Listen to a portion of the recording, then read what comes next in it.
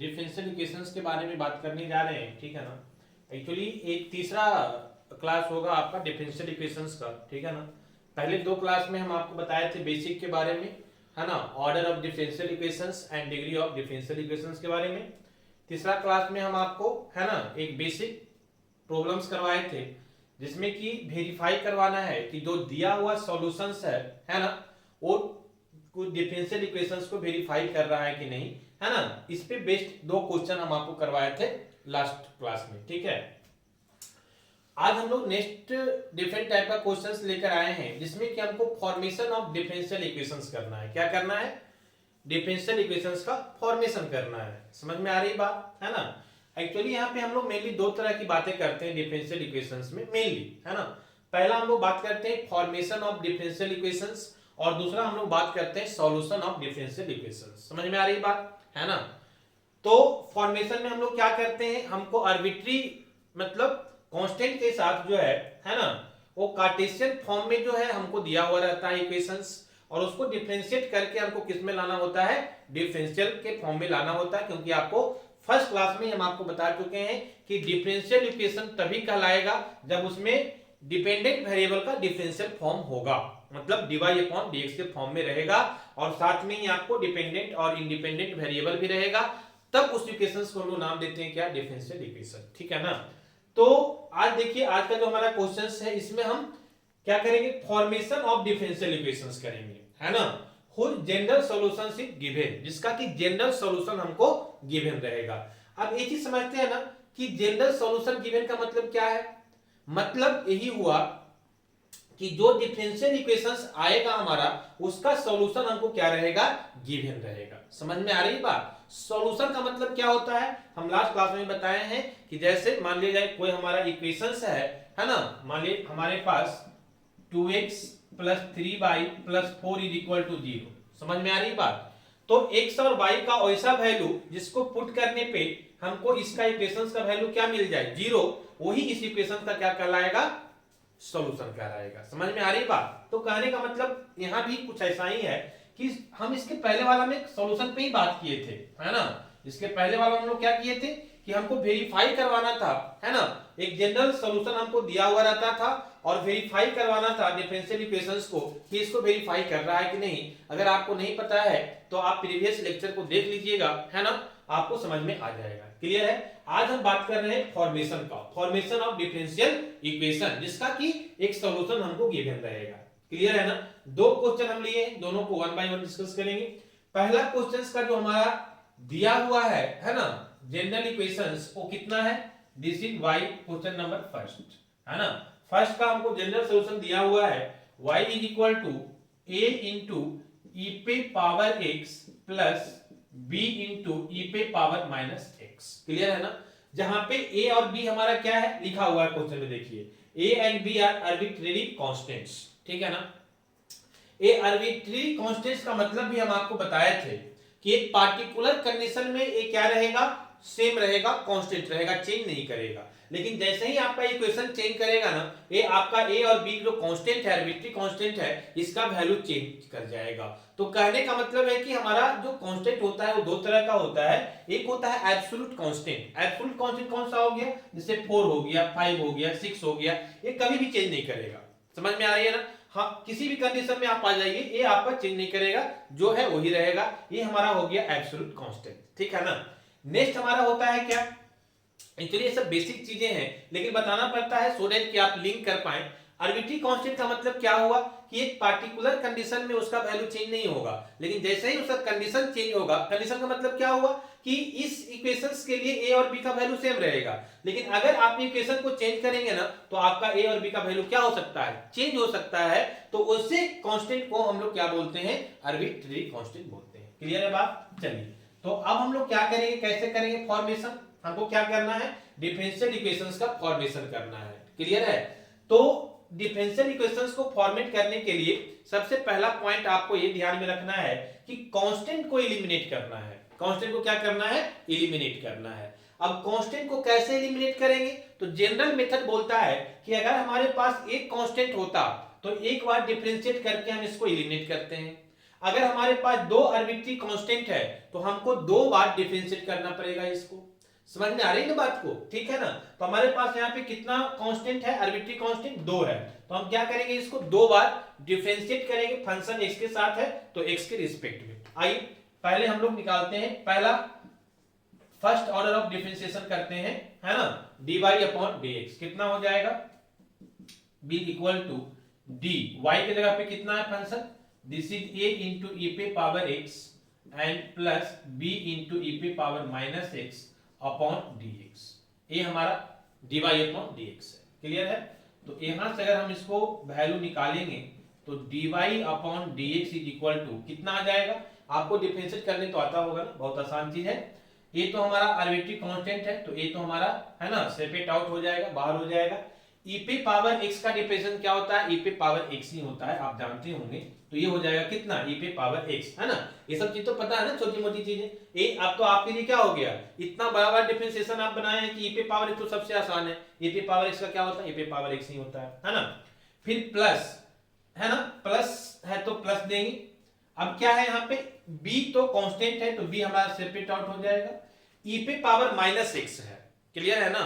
तो हम आपको बताए थे कि x के साथ जो पावर हमारा x है ना, इसका जो कोफिशिएंट होता है उसको हम लोग क्या करते हैं, मल्टीप्लाई करते हैं। जैसे देखो यहाँ भी e पे पावर x है तो यहाँ पे जो x है तो x का कांस्टेंट कोफिशिएंट कितना है 1, तो हम यहाँ भी क्या करेंगे 1 से मल्टीप्लाई करेंगे। लेकिन 1 से मल्टीप्लाई करने पे फंक्शन पे कोई फर्क नहीं पड़ेगा, समझ में आ रही है ना। लेकिन यहाँ पे क्या है, -1 है कोफिशिएंट, तो -1 से करने पे ये प्लस माइनस माइनस हो जाएगा, इसलिए इसको हम यहाँ पे कंसीडर करेंगे। समझ में आ रही बात। तो यहाँ पे हमारा पहले -1 है तो -1 कर देंगे और e पे पावर x का क्या हो जाएगा, e पे पावर x हो जाएगा। समझ में आ रही बात, क्लियर है ना। तो इसको जब हम एक बार और सॉल्व करेंगे तो dy अपॉन dx का वैल्यू हमको कितना मिल जाएगा, तो that will be equal to a into e पे पावर x और प्लस इंटू माइनस माइनस हो जाएगा, तो b इंटू ई पे पावर कितना हो जाएगा, है ना। सॉरी यहाँ पे -x है तो जो होता है फंक्शन हमारा वही होता है, ठीक है ना। एक कांस्टेंट 1 है तो -1 से मल्टीप्लाई कर दिए, बाकी जो फंक्शन रहेगा वो सेम रहता है। जैसे एक और एग्जांपल बताते हैं आपको कि मान लिया जाए कि आपके पास कुछ ऐसा है, देखिए यहाँ पे बता रहे हैं कि आपको अगर डिफरेंशिएट करना है e पे पावर 2x का अपॉन dx का, हम क्लास में बता चुके हैं, ठीक है। तो हम कैसे करेंगे, तो x का कोफिशिएंट कितना है 2, तो हम 2 को पहले मल्टीप्लाई करेंगे, बाकी जो फंक्शन है वो सेम रहेगा। e पे पावर 2x है तो e पे पावर 2x रहेगा। हम वहां पे स्पेशली डिस्कस किए थे कि बहुत लोगों के साथ ये कंफ्यूजन होता है कि सर जब 2 को हम मल्टीप्लाई कर दिए तो 2 यहां से हट जाएगा, लेकिन नहीं, गलत है, ये आपका सेम फंक्शन रहता है। उसी तरह से यहाँ x का कोफिशिएंट -1 था तो -1 से मल्टीप्लाई किए, लेकिन इसके मतलब ये नहीं कि -1 यहाँ से हट जाएगा, है ना। जो फंक्शन है वो आपका सेम रहेगा, क्लियर है बात। चलिए तो यहाँ पे भी e पे पावर -x तो यहाँ भी e पे पावर -x, ये हमारा मिल गया dy अपॉन dx। समझ में आ रही बात। लेकिन हम क्या बोले थे कि अभी हमारा डिफरेंशियल इक्वेशंस के फॉर्म में नहीं आया है। क्यों नहीं आया है, क्योंकि इसको हमको क्या करना है, एलिमिनेट करना है ना। किसके फॉर्म में लाना है, तो डिफरेंशियल इक्वेशंस, तो डिफरेंशियल फॉर्म में dy अपॉन dx तो आ गया, साथ में हमको डिपेंडेंट या इंडिपेंडेंट वेरिएबल भी इसमें चाहिए। समझ में आ रही बात। तो ये डिपेंडेंट और इंडिपेंडेंट वेरिएबल कैसे लाएंगे, तो इसका मेथड यही है कि अगर आपके पास दो आर्बिट्री कांस्टेंट है ना तो दो बार आप इसको डिफरेंशिएट कीजिए। तो एक बार तो हम कर दिए, एक बार और कीजिए, है ना। अगर हम सेकेंड बार इसको करेंगे तो सेकेंड बार को क्या बोलते हैं, है ना, सेकेंड ऑर्डर, मतलब डी स्क्वायर बाई लिखेंगे, बता चुके हैं, और यहाँ पे dx स्क्वायर लिखेंगे इज इक्वल टू, इसके मतलब क्या है कि इसको फिर से एक बार डिफरेंशिएट कर रहे हैं x के रिस्पेक्ट में, क्लियर है। तो इसको फिर से करेंगे तो ये तो हमारा कांस्टेंट है तो ये रह जाएगा, e पे पावर x का e पे पावर x ही रह जाएगा, माइनस है तो माइनस, है ना। फिर से b हमारा कांस्टेंट है तो b कांस्टेंट, फिर से वही चीज, यहाँ पे कोफिशिएंट कितना है -1 x का, तो ये -1 मल्टीप्लाई हो जाएगा e पे पावर -x हो जाएगा, क्लियर है ना बात। चलिए कितना आ जाएगा फाइनली बताइए, तो ये आ जाएगा D square y upon D x square is equal to, clear है ना। यहाँ पे देखिए क्या आ रहा है, ध्यान दीजिएगा, ये आपका आ जाएगा a e पे पावर x और माइनस इंटू माइनस फिर से क्या हो जाएगा प्लस b इंटू ई पे पावर -x, ठीक है ना। अब आपको ध्यान दीजिएगा, देखिए यहाँ पे आपको ये जो वैल्यू है y का जो वैल्यू है y is equal to this value है ना, देखिए ये सेम वैल्यू फिर से यहाँ पे आ रहा है। मतलब क्या है कि ये पूरे के जगह पे हम क्या लिख सकते हैं y। देखिए यहाँ पे ये वैल्यू y के बराबर है ना, तो ये पूरे के जगह पे हम क्या लिख सकते हैं y लिख सकते हैं। क्लियर है बात? तो यहाँ पे अगर हम करेंगे, आ जाइए यहाँ पे नीचे, आपको दिखेगा नहीं, ठीक है। तो यहाँ पे अगर हम करेंगे तो फाइनली हमारा क्या आ जाएगा, this is d square y upon D x square is equal to, है ना, ये हमारा क्या हो जाएगा पूरे y के बराबर हो जाएगा, is equal to y। Clear है? और एक लाइन इसको लिखेंगे तो क्या मिलेगा हमको, और यहां से हो जाएगा D square by upon D x, है ना, ये y को इधर ले आइए तो ये प्लस से आके क्या हो जाएगा minus y is equal to यहाँ क्या बच जाएगा 0। This is the final differential equation. देखिए अब आपका a और b आ रहा है क्या, आर्बिट्री कांस्टेंट जो a और b था वो इसमें आ रहा है नहीं, तो यही a और b को एलिमिनेट करना है। जो आपका कांस्टेंट आर्बिट्री कांस्टेंट है ना, ये आपके डिफरेंशियल इक्वेशंस में नहीं आना चाहिए। और इसके लिए सिंपल कॉन्सेप्ट है कि अगर एक ही कांस्टेंट होता ना तो आपको एक ही बार डिफरेंशियल करने पे आंसर आ जाता, लेकिन यहाँ पे क्या है दो आर्बिट्री कांस्टेंट है, तो कितना बार डिफरेंशिएट करना पड़ेगा, दो बार। तो एक बार तो हम किए dy अपॉन dx, फिर से एक बार करना पड़ेगा x के रिस्पेक्ट में, तो उसको हम क्या लिखेंगे dy square by upon dx square. तो जब हम दो बार किए वो ऑटोमेटिक आ जाएगा, आपको कुछ नहीं करना है, बस आपको इतना सोचना है ना कि अच्छा आर्बिट्री कांस्टेंट दो है तो हमको डिफरेंशिएट कितना बार करना पड़ेगा, दो बार करना पड़ेगा। जैसे ही आप करेंगे ना कुछ ऐसा फॉर्मेट आ जाएगा कि वो आपका जो कांस्टेंट है ना वो एलिमिनेट हो जाएगा। जैसा कि यहाँ पे देख रहे हैं, यहाँ पे देखिए ये आ गया हमारा डिफरेंशियल इक्वेशंस के फॉर्म में। क्यों? क्योंकि देखिए ये डिपेंडेंट वेरिएबल भी है और डिपेंडेंट वेरिएबल का डिफरेंशियल फॉर्म भी है। समझ में आ रही बात? तो हम इसको बोलेंगे कि हमारा क्या है, डिफरेंशियल इक्वेशंस है। क्लियर है ना? चलिए आइए क्वेश्चन नंबर सेकंड पे, है ना, ये तो हमारा फर्स्ट था। क्वेश्चन नंबर सेकंड पे आते हैं। सेकंड क्वेश्चन में क्या है आपका, जो जनरल सॉल्यूशंस दिया हुआ है वो क्या है, ध्यान दीजिएगा, है ना। आपको दिया हुआ है y is equal to, this is question number 2, है ना। y इज इक्वल टू कितना दिया हुआ है, देखिए यहाँ पे, है ना, this is y is equal to e पे पावर x, है ना, into cos a cos x plus b sin x। इसको लिखिए, आपको दिया हुआ है e पे power x into a cos, है ना, x और plus b sin of x। Clear है ना? क्वेश्चन नंबर 2 में है y is equal to e पे पावर x है general solution into a cos x plus b sin x है। क्लियर है ना बात?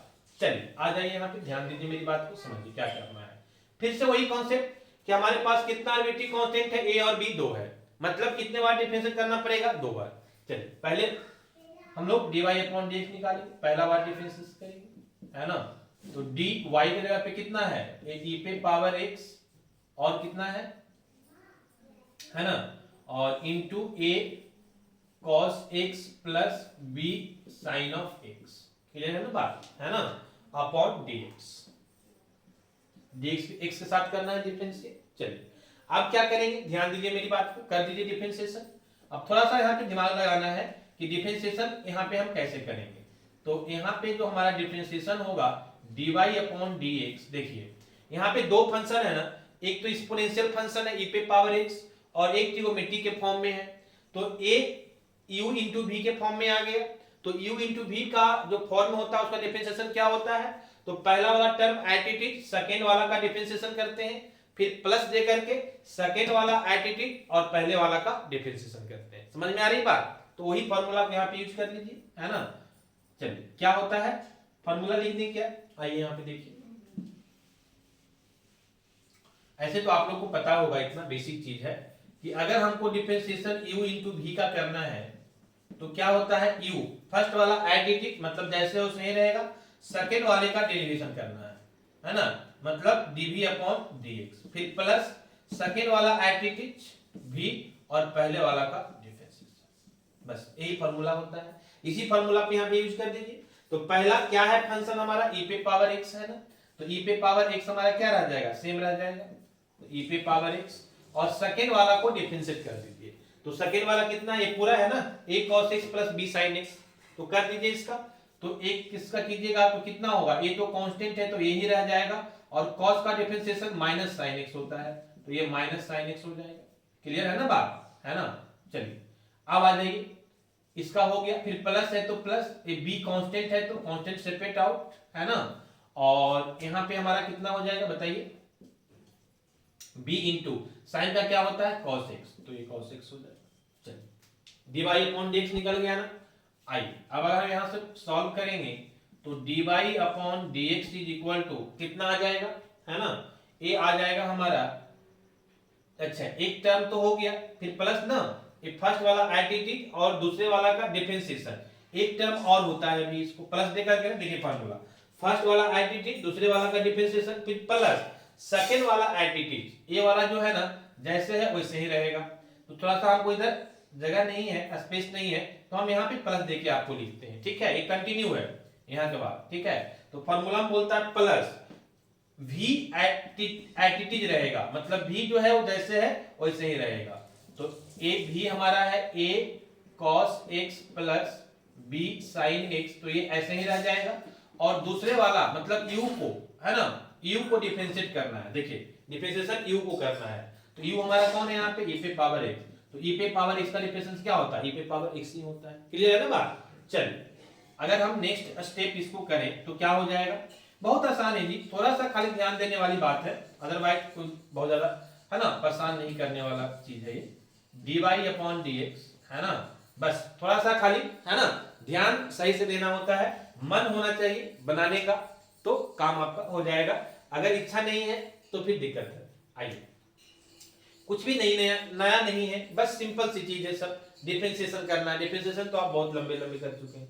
आइए dy अपॉन dx हो गया, इसका अगर हम वैल्यू लिखें तो ये कितना आ गया, ऊपर ए वाला फर्स्ट टर्म आ गया e पे पावर x, है ना, और यहाँ पे हमारा आ जाएगा क्या, तो प्लस इंटू माइनस माइनस हो जाएगा, माइनस a, है ना, और कितना साइन ऑफ x, और a हमारा हो जाएगा कितना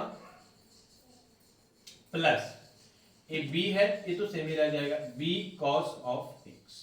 क्लियर है, फिर प्लस है यहाँ पे तो प्लस, ये हमारा कितना हो जाएगा, this is a cos of x plus b sin of x into e पे पावर x। क्लियर है बात, है ना। अब देखिए आपको क्या दिख रहा है, आपको ये दिख रहा होगा कि e पे power x into a cos x plus b sin x, e पे power x into a cos x plus b sin x, ये दोनों टर्म क्या है, सेम है ना, मतलब ये पूरे की जगह पे हम क्या लिख सकते हैं, तो ये पूरे की जगह पे हम लिख सकते हैं y। समझ में आ रही बात, देखो ना y इज इक्वल टू ये सेम टर्म है कि नहीं, ठीक है ना, तो ये पूरे की जगह पे हम लिख सकते हैं y, तो यहां से हो जाएगा हमारा कि dy upon dx is equal to, ये तो अलग है, ये हमारा क्या है अलग है, देखो यहाँ पे माइनस साइन आ गया इसीलिए अलग हो गया, यहाँ माइनस साइन है क्या, नहीं प्लस है, तो ये टर्म तो हमारा अलग है, इसके बराबर हम y को नहीं लिख सकते हैं, है ना, लेकिन हाँ ये तो हमारा क्या है सेम है।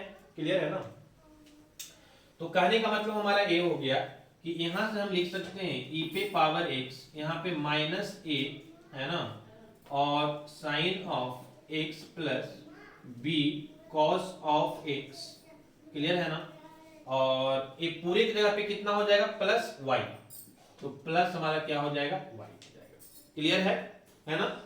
चलिए एक स्टेप अगर और हम लेते हैं तो क्या आ जाएगा, यहां से ये आ जाएगा हमारा dy अपॉन dx, दिख रहा है ना, चलिए that will be equal to, है ना, अब देखिए प्लस y है, इसको इधर ले आइए, क्यों ले आइए इधर, क्योंकि देखिए हमारा अभी यहाँ पे एक इक्वेशन आया था, किसके फॉर्म में आया था, तो डिफरेंशियल के फॉर्म में और डिपेंडेंट वेरिएबल के फॉर्म में, तो डिफरेंशियल फॉर्म और डिपेंडेंट का डिफरेंशियल फॉर्म और डिपेंडेंट वेरिएबल दोनों एक साइड होता है हमारा, ठीक है ना, तो उसको हम एक साइड ले आते हैं, तो ये प्लस है इक्वल के इधर आएगा माइनस हो जाएगा y इज इक्वल टू, बाकी ये जैसे हो सही रह जाएगा, e पे power x minus a sine of x plus b cos of x। Clear है ना बात, यहां तक ये आपका वैल्यू आ गया। चलिए अब अगर हम यहां से निकालेंगे तो कितना आ जाएगा वैल्यू बताओ, यहां से निकालिएगा तो a आपका आ जाएगा, चलिए अब देखिए हमको 2 बार डिफरेंशिएट करना था ना, क्यों 2 बार करना था? क्योंकि 2 आर्बिट्री कांस्टेंट था हमारा, तो एक बार तो हम डिफरेंशिएट कर लेंगे, अब एक बार और इसको करेंगे, है ना। एकदम ही माइंडसेट रखिएगा, इसमें कुछ दिमाग नहीं लगाना है। जैसे ही आपको दिखा कि 2 आर्बिट्री कांस्टेंट है तो 2 बार हमको डिफरेंशिएट करना है ना। हाँ, उस बीच में कुछ कुछ, जैसे यहाँ पे देखो एक टर्म हमारा y के बराबर आ गया तो हम y पुट कर दिए, तो ये सब चीज बीच में ध्यान रखना है। लेकिन एक तो एकदम फिक्स्ड है कि भाई 2 आर्बिट्री कांस्टेंट है, मतलब 2 बार डिफरेंशिएशन करना है, इसमें कोई, है ना, सोचने वाली बात नहीं है। तो यहां से अगर हम निकालेंगे सेकेंड डिफरेंशिएशन, तो d square by upon D x square is equal to कितना हो जाएगा? फिर से इसको डिफरेंशिएट कर दीजिए, तो फिर से वही चीज है, क्या, u इंटू वी के फॉर्म में। समझ में आ रही बात? ये हमारा u है, ये पूरा क्या हो जाएगा? v हो जाएगा। तो u इंटू वी का अभी हम किए हैं डिफरेंशिएशन, तो फर्स्ट वाला आइडेंटिटी और दूसरे वाला का डिफरेंशिएशन, तो दूसरे वाला डिफरेंशिएशन करना है इसको v को, तो ये साइन का कितना हो जाएगा डिफरेंशिएशन, है ना, तो साइन का तो हमारा cos हो जाएगा ना, तो साइन का हमारा cos हो जाएगा, तो minus a cos of x हो जाएगा। क्लियर है बात? चलिए, फिर प्लस है तो प्लस कितना हो जाएगा? b कांस्टेंट हो जाएगा, है ना, और cos का डिफरेंशिएशन कितना हो जाएगा? माइनस साइन x, तो इसका हो जाएगा हमारा into minus sine of x। Clear है? तो ये फर्स्ट टर्म तो हो गया हमारा। सेकेंड टर्म फिर प्लस देके लिखते हैं ना, प्लस फार्मूला में होता है प्लस। फिर क्या करेंगे कि ए एडिटिव रहेगा, ये वाला जो वैल्यू है वो एडिटिव रहेगा, जैसे है वैसे ही रहेगा, तो वो हमारा रह जाएगा कितना, है ना, बताइए। ये हमारा वैल्यू रह जाएगा एडिटिव, मतलब कि माइनस ए साइन एक्स है तो माइनस ए साइन एक्स रह जाएगा, प्लस बी कॉस एक्स है तो बी कॉस एक्स रह जाएगा, और इनटू ई पे पावर हमारा कितना हो जाएगा, सेकेंड वाला, मतलब v एडिटिव और u का डिफरेंशिएशन, तो e पे पावर x का डिफरेंशिएशन क्या हो जाएगा? e पे पावर x। ठीक है ना? यहां तक कोई दिक्कत है तो बोलिए, नहीं होना चाहिए, क्योंकि कुछ नहीं किए हैं, बस u इंटू वी के फॉर्मूला पे हम डिफरेंशिएशन किए हैं, दैट्स ऑल, है ना, और ये तो आप जानते हैं करना। क्लियर है? चलिए, अब देखिए यहाँ पे ध्यान दीजिए क्या कुछ किया जा सकता है ना। एक टर्म देखिए यहाँ पे छूट रहा है माइनस वाई, है ना, ये दोनों टर्म है ना, ठीक है। कहने का मतलब है कि ये हमारा है dy अपॉन dx और माइनस y, तो जब हम इसको डिफरेंशिएट करेंगे तो ये क्या हो जाएगा? D square by upon dx, तो ये हो जाएगा D square y upon dx square, और इसको भी करना है ना डिफरेंशिएट y को भी, तो y को जब डिफरेंशिएट करेंगे तो ये क्या हो जाएगा? dy अपॉन dx, माइनस है तो माइनस, और इसका डिफरेंशिएशन कितना हो जाएगा? dy upon dx। क्लियर है? तो एक टर्म यहाँ पे छूट रहा था, उसको ध्यान दीजिएगा। क्लियर है?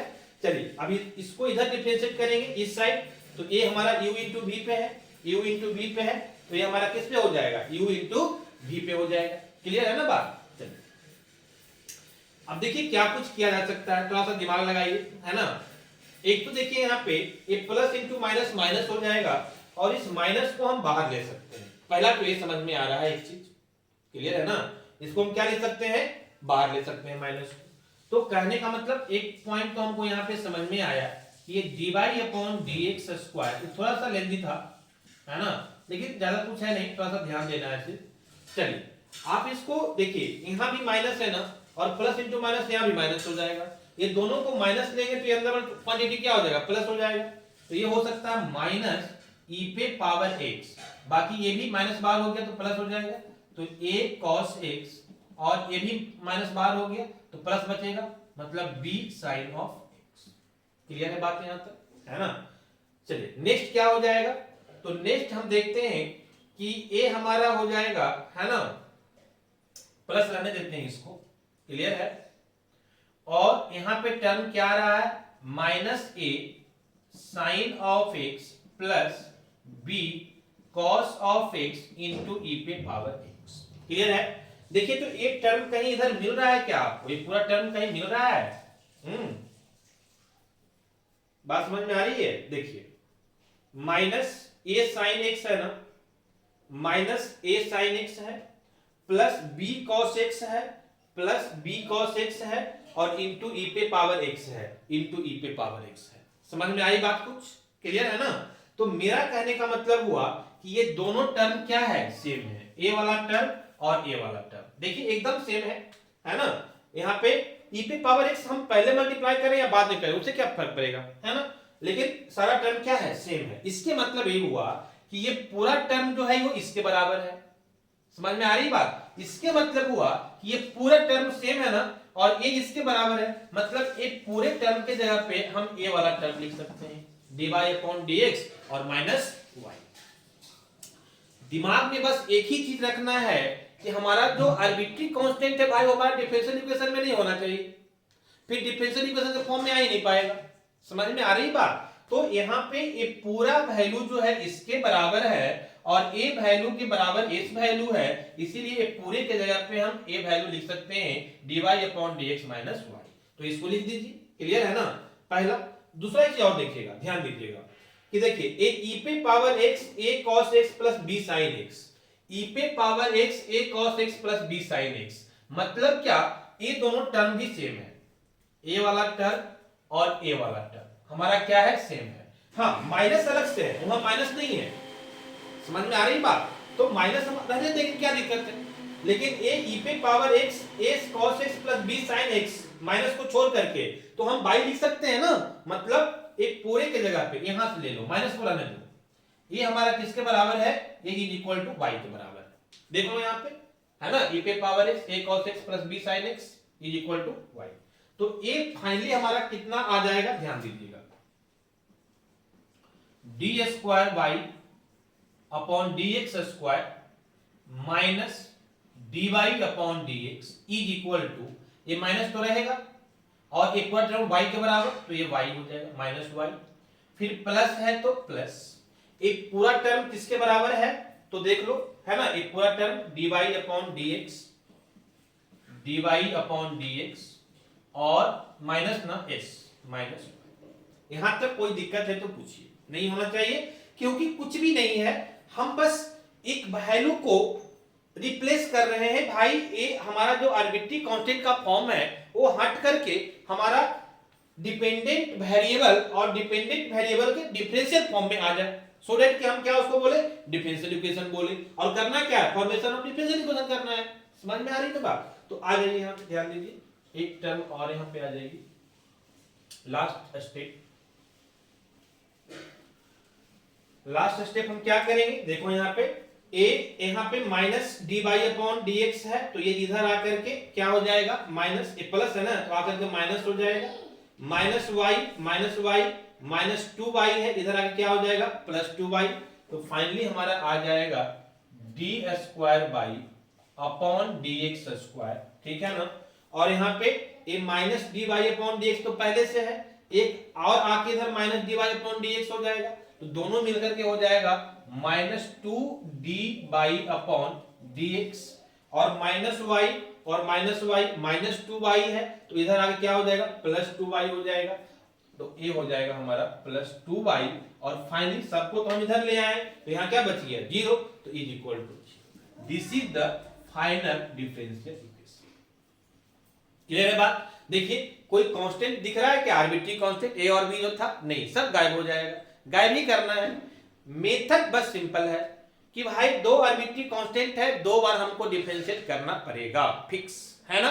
हाँ, बीच में ये सब चीजें किसको कैसे रिप्लेस करना है ये थोड़ा सा ध्यान देना है, क्योंकि बहुत आसान है, बस हम देखते जाएंगे कि कौन किससे रिप्लेस किया जा सकता है। समझ में आ रही बात? फाइनली हमको आंसर मिल जाएगा, this is our final answer. आप और भी क्वेश्चंस को प्रैक्टिस कीजिएगा, है ना? तो दो टाइप का हम क्वेश्चन आपको डिस्कस कर दिए, एक कि अगर हमारे पास जनरल सॉल्यूशन दिया हुआ है, डिफरेंशियल इक्वेशन दिया हुआ है, तो वेरीफाई करना है कि भाई ये हमारा सॉल्यूशन जो है डिफरेंशियल इक्वेशन को सेटिस्फाई कर रहा है कि नहीं, वेरीफाई कर रहा है कि नहीं। पहला जो प्रीवियस लेक्चर में हम आपको डिस्कस किए थे, है ना?